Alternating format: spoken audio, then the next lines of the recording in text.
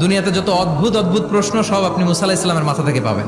বিভিন্ন বিষয়ে আল্লাহরে প্রশ্ন করতেন। সেদিন মুসা আলাহিস সাল্লাম আল্লাহরে বললেন, আল্লাহ আপনি আমার এমন একটা জিকির শিখাইয়া দেন যে জিকিরটার শব্দ আপনি আর আমি ছাড়া কেউ জানবে না।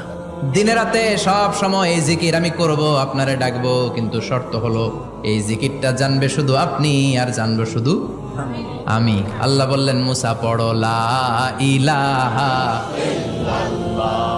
মুসা আলাইহিস সালাম কয়, মাবুদ এটা তো জাতীয় জিকির, সবাই জানে। আমি তো চাইছি এক্সেলেন্ট একটা জিকির, কারো কাছে নাই, শুধু আমি জানবো আর আমি পড়বো।